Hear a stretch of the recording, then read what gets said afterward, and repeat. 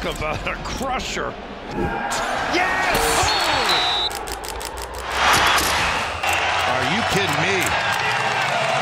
And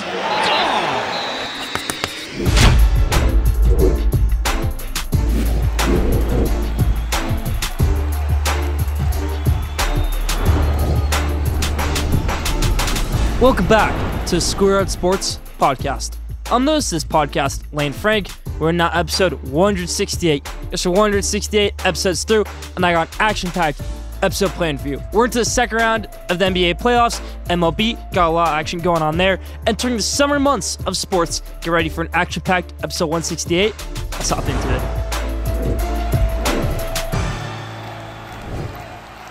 Let's start off episode 168, how we always do with our headlines in the NBA. First thing in the NBA, everybody's going to get mad at me saying, oh, you say this about the Lakers, that about the Lakers. They fired Darvin Ham, and that's what we're going to lead with right here in the headlines.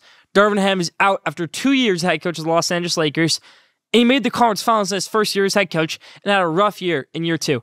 Now, I'm not going to be biased just because I interviewed Darvin Ham. I think Darvin Ham was a good head coach, and I thought that he should have stayed on as Lakers head coach. Nope.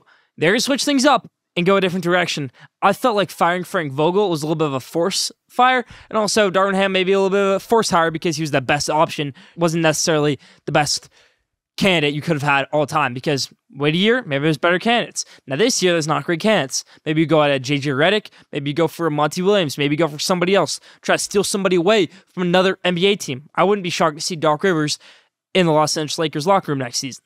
Just saying. Doc Rivers, a lot of bad things going on in Milwaukee. Now, does Doc Rivers want that Lakers job? I'm not too sure. Just a little opinion I'm throwing out right there. But Darvin Ham out after 2 years of head coach as Los Angeles Lakers.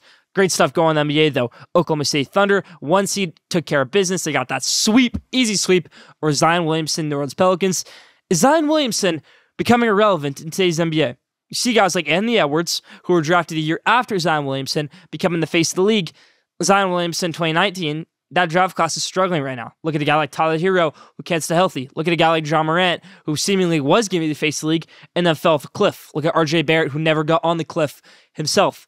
And now Zion Williamson, same thing going on. We always thought Zion Williamson would take that next step. We're not seeing it yet. It's my opinion. Oklahoma City Thunder, though, Shai Gilgeous-Alexander is leading this team. They've got a great supporting cast. Mark Daigleault, one of the best coaches in the NBA. I love it right there. But they're going to have a tough second-round matchup going up against the Dallas Mavericks, Luka Doncic and Kyrie Irving. Kyrie Irving is still undefeated in playoff closeout games, winning Game 6 over the Los Angeles Clippers. Great game that was right there. Clippers, some things to think about. We're going to talk about them later this episode. But congrats to the Dallas Mavericks, Jason Kidd. Could he be a candidate for this Lakers job? Swiping away from Dallas. Things are going great in Dallas. I don't see that happening. But Mavericks, moving on to the second round. Denver Nuggets, they're getting off to a slow start in the second round. Defending champions taking on the Minnesota Timberwolves. Anthony Edwards and Timberwolves rolling right now. Something I love to see. Interesting thing I saw, a Nuggets executive, former Nuggets executive, who basically built up this whole team, got them Jokic, got them Jamal Murray. Now it's Minnesota Timberwolves, building them up a little bit. A little interesting thing right there. But Timberwolves on fire right now, up 2-0, heading back to Minnesota. Stuff we'd love to see right there. My New York Knicks, everybody, on fire. What a great series that was against the Philadelphia 76ers. I think that's a way tougher matchup than the Indiana Pacers. Only trouble thing with the Knicks is injuries. And a lot of people are going to poke the bear at Tom Thibodeau and say injuries are because he plays the players 45 minutes a game. Look at any box score of any playoff team. You'll see Knicks aren't the only team doing it. It's the playoffs. You're going to play your starters more. You're going to a 7-man rotation. Now, Knicks might overdo it a little bit more than the other teams. But still, Tom Thibodeau knows what he's doing. Bojan Bogdanovic out for the rest of the playoffs. Mitchell Robinson almost out for the rest of the playoffs. It's looking like 6 to 8 weeks. Don't think that's enough time to come back for the finals. And Julius Randle already out for the rest of the season. But still, Knicks, great upside they have right now. Winning Game 2, Jalen Brunson, showing his inner Michael Jordan in the way he's playing. We love to see it right there. Knicks, the Villanova Knicks, popping off right now. Indiana Pacers, again, they had a great series against the Milwaukee Bucks. Down 1-0 right now to the New York Knicks, the time of recording. Boston Celtics taking on the Cleveland Cavaliers right now. Boston Celtics versus Cavs. I think that's going to be a great series. Something we haven't seen since 2018. Celtics versus Cavs. That LeBron final year in Cleveland conference final series. What a great series that was. Went to 7. I remember that series vividly. Boston goes up 2-0. Cavs tie at 2-2. Cavs go up 3-2, 3-3, 4-3. Cleveland wins it. Can we see a series like that this week in the NBA? Cavs versus Celtics. New eras for both teams. Tatum was on that Celtics team. Cavs team, really new, fresh team. Darius Garland, JB Bickerstaff, Donovan Mitchell. It's going to be a great series right there. Look out for Celtics, Cavs, and Timberwolves Nuggets to be two of the best series we've had in a long time. And I posted that on the Schoolyard Sports Instagram. Go follow at Schoolyard Sports. Let's switch things over to the NFL. Not too much news in the NFL. Obviously, we had the great NFL draft about a week ago, but Odell Beckham Jr., once one of the stars of the NFL, signing with the Miami Dolphins. It's going to be a good wide receiver trio. Tyreek Hill, Jalen Waddle, Odell Beckham Jr., all down South Beach.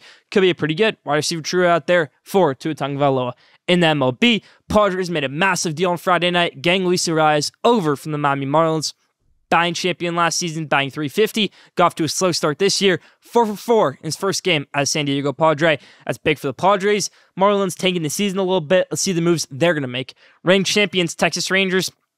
I predicted them to have a slow start to the season, and they haven't had the best start, but they put up 15 runs in the first 4 innings against Oakland Athletics.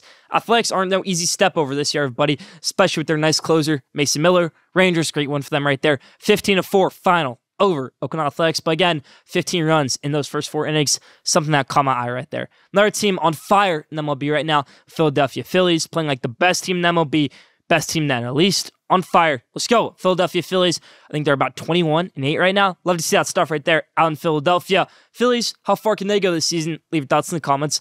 And last thing right here in the headlines, Shohei Ohtani has been raking at the plate lately. Love to see it. Got off to a slow start in his Dodgers career. Now he's batting over 300, playing great baseball. Can't wait to see him as a pitcher next year when he comes back from Tommy John surgery. But Ohtani looking like he can win another MVP, this time in National League. That's about over the headlines. Leave your thoughts in the comments.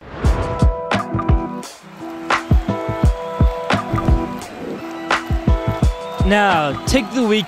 This week's take of the week is near and dear to my heart about the New York Knicks, my New York Knicks. And I'm loving what I'm seeing from them right now. Now, I always talk about the Knicks on this show, but one thing I've noticed about this Knicks team that is different from any other big market team, not just in the NBA, but in all of sports. When you think of a big market team, look at the Los Angeles Dodgers. Look at the Los Angeles Clippers. Look at the Brooklyn Nets at one point in time. They didn't build their team off of maybe one good player and then a bunch of role players that really complement that good player. It turned into a great team. Maybe don't go that traditional rebuild route like the Denver Nuggets did, getting that role player at one point, Nikola Jokic, who turns into the best player in the league. Jamal Murray, decent guard, turns into a very sustainable top 15, top 20 player in the NBA. That's something the New York Knicks have done. Instead of going the way that New York fans, big market fans hate, which is not getting that big superstar when you have all that cap space, not going for that big trade. What the Knicks did was they did the rebuild, not getting the high draft pick, but getting the right players on this team. Jalen Brunson is the best free agent signing maybe of all time, definitely of this century, tied up there with Kevin Durant to Golden State, maybe even topping Kevin Durant to Golden State with the fight Jalen Brunson has had at Madison Square Garden.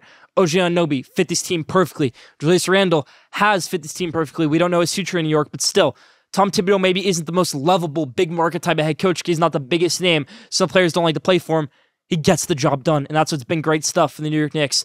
Dante DiVincenzo, maybe it's not such a high, flashy name, but New York fans are growing to love him. Everybody's growing to love this New York team. Maybe so many Villanova players. Josh Hart has been amazing, one of the best rotation players we've seen forever in the NBA. Knicks are doing things the right way, and it's working out. Now, I don't know how far they're going to go because of how bad this bench depth is right now with these injuries, with more stuff piling off in the New York Knicks. But I can tell you this, New York Knicks have done their rebuild the right way, in the fun way that I think all sports fans can appreciate.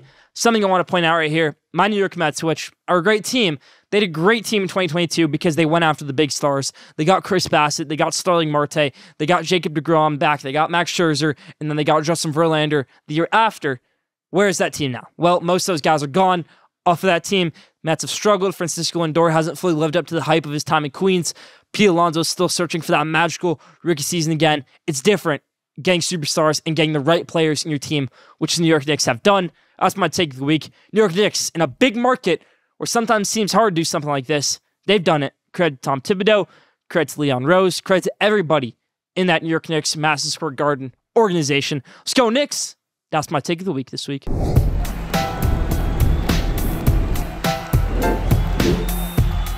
Now, this week's top 5 is a fun one. The top 5 failed super teams of recent memory. That's across all sports. Failed super teams. Let's hop into it. For 5, the World Baseball Classic team from the USA in 2023. Yes, I know they made the championship game, but they lost with the best stars in the world in their team to guys who aren't even playing in MLB in Japan.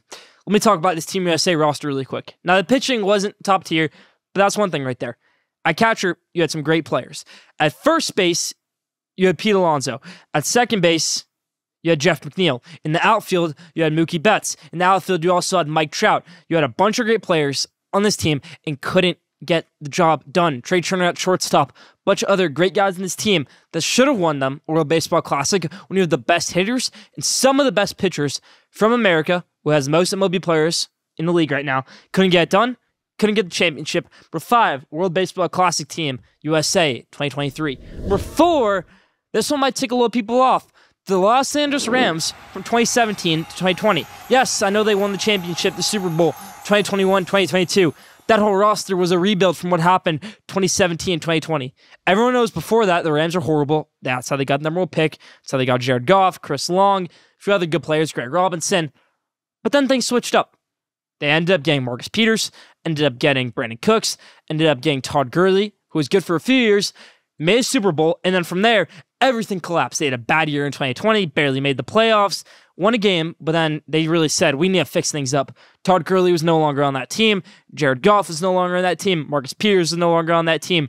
That was a failed super team, Miles, because they went big. They went for the all-star team, and they didn't get it done. Couldn't win a championship. Couldn't win a Super Bowl in that 3-year span, 2017, 2020.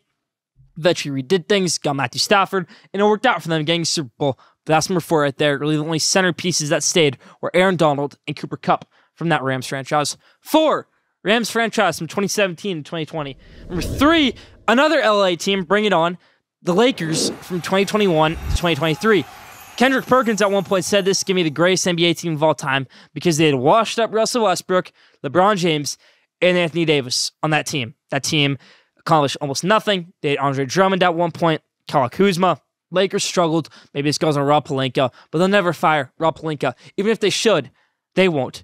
That whole team, that whole rebuild might be finished now. That whole dream they had of building on Westbrook, who's gone.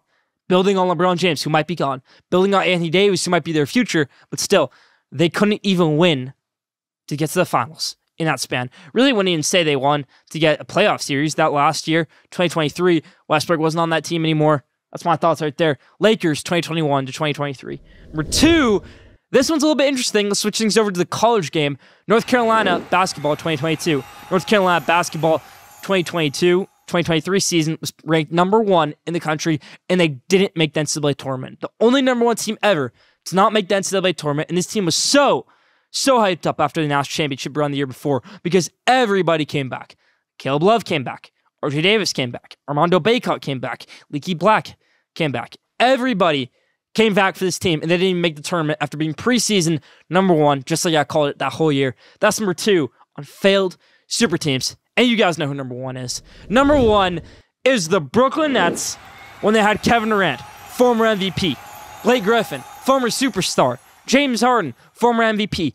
Kyrie Irving, former champion who won the game winner for the Cavs in that 2016 championship.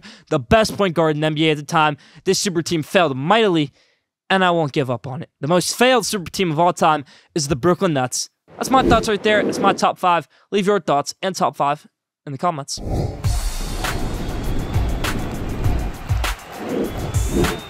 Now, did you know, this week's Did You Know is, did you know the most seasons by an MLB player stealing a base without getting caught stealing is 10 seasons by guess who? Greg Maddux, everybody. So, the most seasons in a row to have at least one stolen base without ever being caught stealing was by the pitcher, Greg Maddux, for 10 seasons in a row. Didn't know that? Leave down in the comments. It's about for Did You Know this week.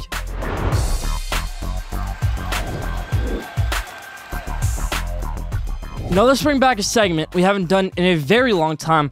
End of an era. We actually did this episode on episode 1 of Schoolyard Sports. Now we're doing this segment again on episode 168 of Schoolyard Sports because it's lasting that long, everybody. The era that has ended this week is the Los Angeles Clippers, everybody. Now, I know some of you might say they're just going to run it back next year and things will be the exact same. I care to disagree. I don't think they run it back with Tyronn Lue. I don't think they run it back with Paul George. Not sure if they run it back with James Harden. I think the only still piece on this team might be Kawhi Leonard.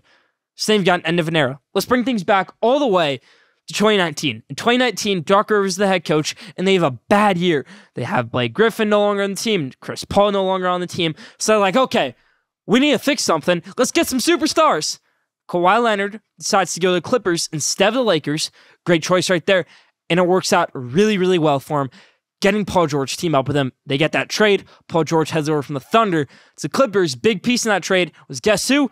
Shai Gilgeous-Alexander. And we've only seen one of those first-round picks be used, and that was 2022. We still have picks in 2026, 2024, 2027, 2025 being used from that trade, which will come back to haunt them even more. But Shai is looking like this year's NBA MVP.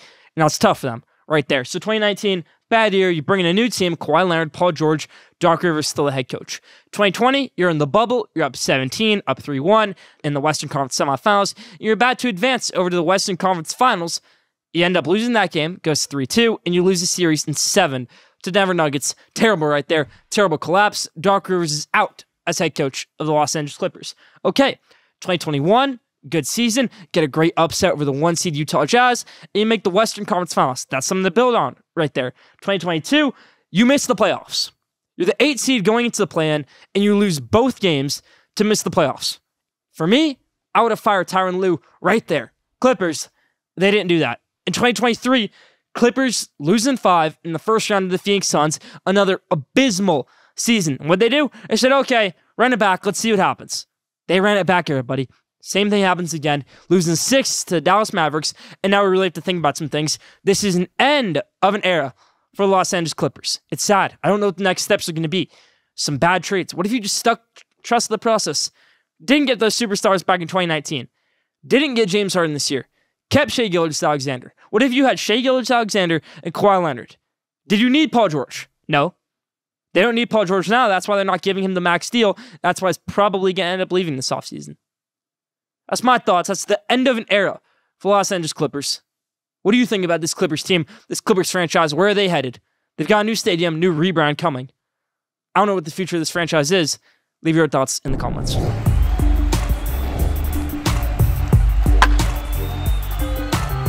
Now, around the bases. We are 1 month into this year's MLB season, so that means it's time for some MLB hot takes. I'm going to be trying to do this every month throughout the MLB season. Here are post-April hot takes for the MLB. Let's hop into it. The first one, the Yankees need to move heaven and earth this offseason to keep Juan Soto a Yankee. You go on any sports page and you'll see stat leaders for the Yankees. OPS, Juan Soto. Hits, Juan Soto. RBIs, Juan Soto. Home runs, Juan Soto. The only piece that they should keep on this team is Aaron Judge and Juan Soto. There's only 2 pieces. If you have to get rid of everybody else and have a 2-man roster to keep Juan Soto, heck, you do it. Obviously, that's impossible, but I'm just saying, keep Juan Soto, keep Aaron Judge, keep those 2 players together. Maybe you have a payroll of $700 million between those 2 players because of Judge's massive contract, and maybe you have to give Soto about $300 million. I'm okay with that if you're a Yankees fan. Yankees, if they want to win championships, Juan Soto needs to be a cornerstone next to Aaron Judge in that outfield right there. Next one, Astros should sell at the trade deadline. Jose Altuve is not going to be great forever. Some of these guys aren't going to be great forever. Jose Abreu is not going to be great forever. Justin Verlander definitely won't be great forever, but you can't sell him. Alex Bregman's a free agent after this offseason, so sell at the deadline. You're not winning a World Series this year. You have a new manager. It's time to move on from some of these pieces. That great 1-year World Series in 2017 and 1-year World Series in 2022. You want to get rid of every controversy you've had. Get rid of these guys.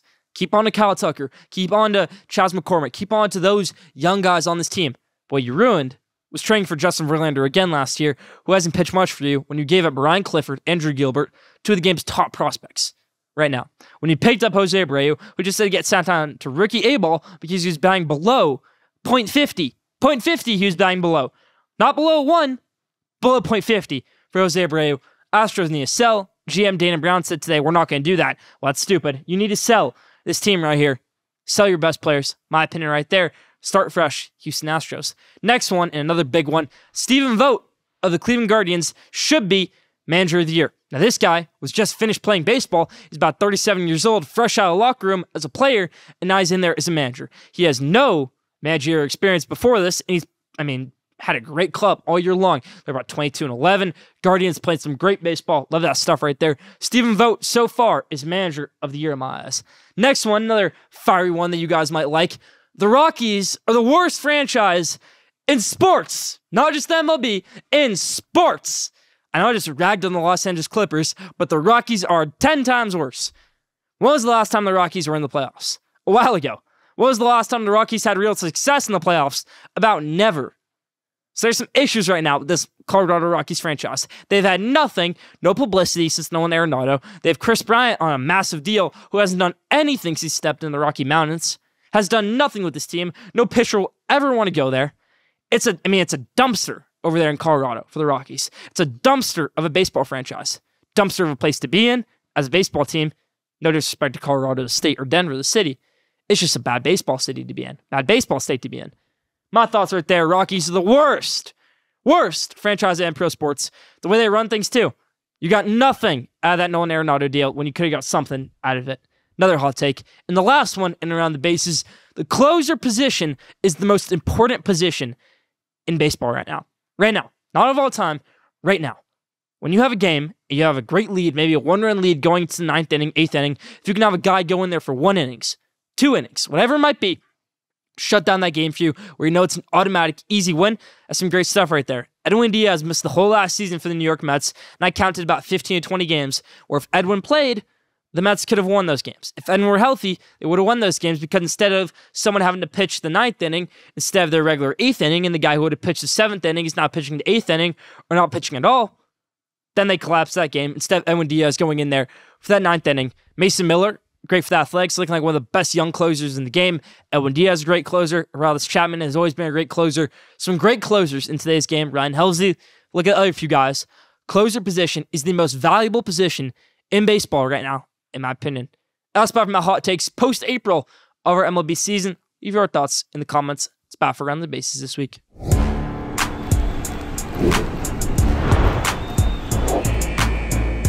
Now, at the buzzer, this week's at the buzzer is, and I put it out on the Schoolyard Sports Instagram, who had the better rookie season now it's all said and done? Now that Victor Wembanyama has won Rookie of the Year, who had a better rookie season? LeBron James or Victor Wembanyama? Let's point out some comparisons right here. Neither of them made the playoffs their rookie year. Neither of them made the All-Star team their rookie year. And one of them is the best basketball player of all time. Not saying it's going to happen for Victor Wembanyama. I hope it happens for Victor Wembanyama. But LeBron James right now is the best basketball player in the game all time. Victor Wembanyama had a great rookie season, put up some freakishly historic stats, and it's scary to think this might have just been his worst season of his NBA career. Let that sink in. At the buzzer this week was who had the better NBA career, LeBron James or Victor Wembanyama? Leave your answer in the comments. Now, question day. This week's question day is Anthony Edwards the future or currently the face of the NBA? Love to see it right there. Know the NBA really wants Anthony Edwards to be the face of the league. Ant-Man, loving his swagger, loving his play style, looking like a young Michael Jordan out there in the court. He said, I don't want to be Michael Jordan. I want to be Anthony Edwards. And I love that. Ant-Man playing great on the court. He's a great personality off the court. Leave your thoughts on that in the comments. That's about the question of the day this week. Is Anthony Edwards the face of the league? That's about for Schoolyard Sports and Land Frank, episode 168. Thank you for tuning in. Follow Schoolyard Sports on Instagram at Schoolyard Sports. Follow Schoolyard Sports on X at Schoolyard Sport. Don't forget to subscribe, rate, and review for the best sports content in the world. Be back here next week, episode 169. Stay tuned.